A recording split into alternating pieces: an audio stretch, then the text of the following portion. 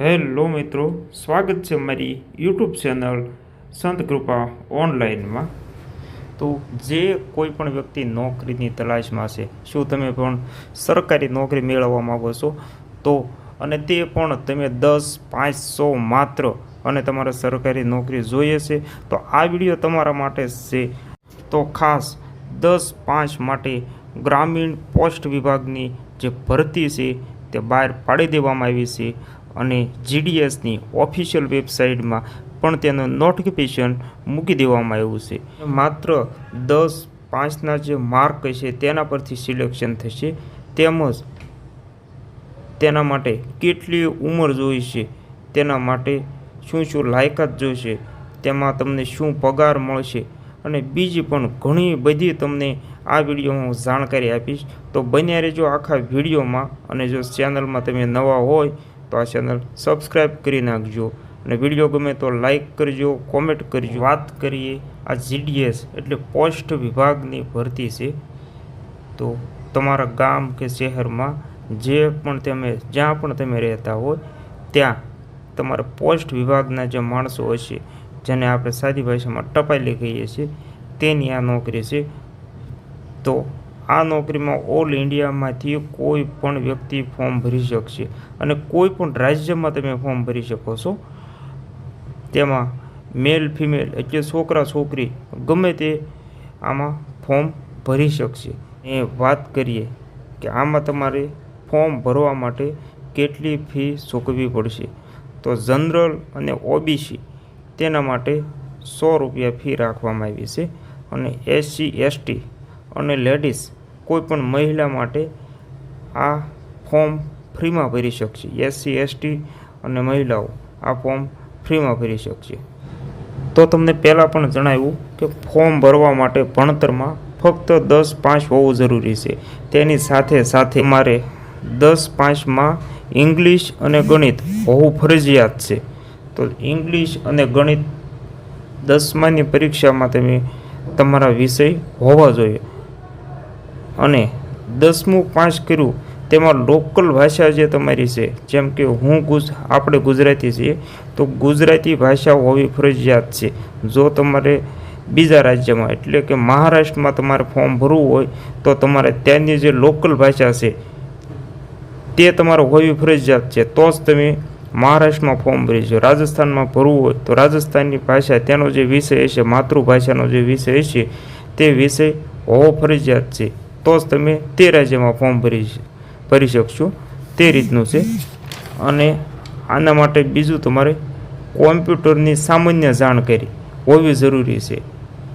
સામાન્ય એટલે કે આગળ જતા અત્યારે જે કોમ્પ્યુટર આવી ગયા છે પોસ્ટ વિભાગમાં, કોમ્પ્યુટર, બાયોમેટ્રિક ડિવાઇસ, આ બધી વસ્તુ આપવામાં આવે છે અને આધારનું કામ પણ અત્યારે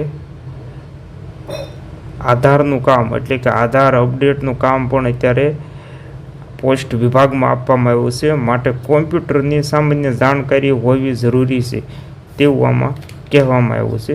તો બીજી વાત કરીએ તો આમાં તમને પગાર કેટલો મળશે, તો પગાર 2 રીતે આપવામાં આવે છે, બીપીએમ અને એબીપીએમ। તો બીપીએમમાં 12,000થી 29,380 સુધી પગાર આપવામાં આવશે। 12,000 એટલે કે તેમાં તમારે 2,000 પ્લસથી ચાલવાનો, એટલે 14,000 આજુબાજુ તમારે પગાર, તેમાં સ્ટાર્ટ પગાર 14,000 આજુબાજુ થઈ જશે। અને એબીપીએમ તેમાં પણ તમારે 2,000 પ્લસ કરીને ચાલવાનું, તમારે 10,000 પગાર છે, તેમાં 12,000 આજુબાજુ પગાર તમને સ્ટાર્ટ પગાર જોવા મળશે અને પ્લસ તમે પેટ્રોલના અને એ બધા પૈસા પણ તમને એક્સ્ટ્રા આમાં જોઈન્ટ જોવા મળશે। અને તમારે સરકારી નોકરી છે એટલે દર 3-4 મહિને તમારા પગાર વધતો તમને જોવા મળશે। તો ફોર્મ ભરવા માટે તમારે વય મર્યાદા એટલે તમારી ઉંમર કેટલી છે તે પણ આમાં દર્શાવવામાં આવ્યું છે। તો 18થી 40 વર્ષના કોઈ પણ વ્યક્તિ આમાં ફોર્મ ભરી શકશે અને તેમાં પણ મહિલા અને એસસી એસટી માટે 5 વર્ષની છૂટ, એટલે કે 40 છે તેમાં તમે 45 વર્ષ સુધીના પણ ફોર્મ ભરી શકશે। અને ઓબીસી માટે 3 વર્ષની છૂટ છે, માટે ઓબીસીમાં 40ની જગ્યાએ 43 વર્ષ ગણવાના, એટલા વ્યક્તિઓ પણ ફોર્મ ભરી શકશે. તો આમાં ટોટલ કેટલી ખાલી જગ્યા અને કેટલી વ્યક્તિ માટેની આમાં ભરતી થશે, તો તેના ઓફિશિયલ ન્યૂઝ આવી ગયા છે. તેમાં 25,000 પ્લસની ભરતી છે, એટલે 25,000 આજુબાજુની ભરતી જોવા મળશે. અને ખાસ તમે જેની વાટે છો કે ફોર્મ ભરવાનું ચાલુ ક્યારે થશે, તો આની કન્ફર્મ ડેટ આવી ગઈ છે.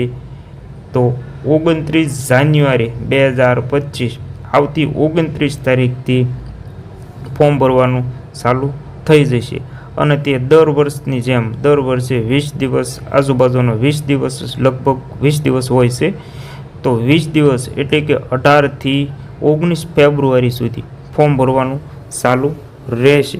તો તેની છેલ્લી તારીખ 18થી 19, તમારે 1-2 દિવસનું આમ તેમ કદાચ ફોર્મ ભરવાનું ચાલુ થાય તેમાં પણ અને પૂરું થાય તેમાં પણ 1-2 દિવસ આમ તેમ ગણવાનું. અને ફોર્મ ભરવાની સમગ્ર પ્રોસેસ ઓનલાઈન પ્રોસેસ રહેશે. કોઈ પણ જાતના તમારે ઓફલાઈન ડોક્યુમેન્ટ ક્યાંય પણ આપવાના રહેશે નહીં અને ક્યાંય તમારે ધક્કા ખાવાની જરૂર પણ નહીં રહે. અને સમગ્ર ઓનલાઈન ફોર્મ તમે કઈ રીતે ભરી શકશો તે આપણી આ ચેનલમાં તમે જ્યારે પણ આ ભરતી 29 તારીખે ચાલુ થશે, તો 29 તારીખે સાંજ સુધીમાં તમને આ વિડીયો આપણી ચેનલ પર જોવા મળી જાય છે કે તમે ઓનલાઈન પ્રોસેસ આની કઈ રીતે સ્ટેપ બાય સ્ટેપ ઘર બેઠા તમારા મોબાઈલથી કઈ રીતે ભરી શકશો, આ બધી જ તમને હું જાણકારી આપી દઈશ. તો ચેનલ સબસ્ક્રાઈબ ન કરી હોય તો સબસ્ક્રાઈબ કરી રાખજો, કારણ કે આ ફોર્મ ભરવાની પ્રોસેસ ઓનલાઈન જ છે. તો ફીની વાત કરીએ તો SC/ST તમને આગળ જણાવ્યા પ્રમાણે SC/ST અને મહિલા માટે કોઈ પણ જાતની ફી નથી, તે મફતમાં ફોર્મ ભરી શકશે. અને OBC અને જનરલ માટે 100 રૂપિયા ફી રાખવામાં આવી છે. અને સાઈડમાં ઓફિશિયલ નોટિફિકેશન જે તમને ઉપર અહીંયા દેખાય છે, તો ઓફિશિયલ નોટિફિકેશનમાં પણ તમને ઘણી બધી ડિટેલ થોડા દિવસોમાં એડ કરવામાં આવશે. તો તેમાં તમે ક્યારેક આ GDS આ ઓનલાઈન સાઇટ પરથી જ ફોર્મ ભરવાનું છે. જ્યારે આપણે વિડીયો હું 29 તારીખે બનાવીને મૂકીશ ત્યારે તમને લિંક પણ તેને આપી દે. કોઈ પણ બીજી સાઇડમાં લિંક આવતી હોય એમાંથી ફોર્મ નહીં ભરવાનું, ઓફિશિયલ આ પોસ્ટની સાઇટ છે તેમાંથી જ તમારે ફોર્મ ભરવાનું રહેશે. તો ચેનલ સબસ્ક્રાઈબ કરી રાખજો. વિડીયો ગમ્યો હોય તો વિડીયો લાઈક કરજો, કોમેન્ટ કરજો. કાંઈ તમારે પ્રશ્ન હોય તો ચાલો તો મળીએ આગળના નવા વિડીયોમાં.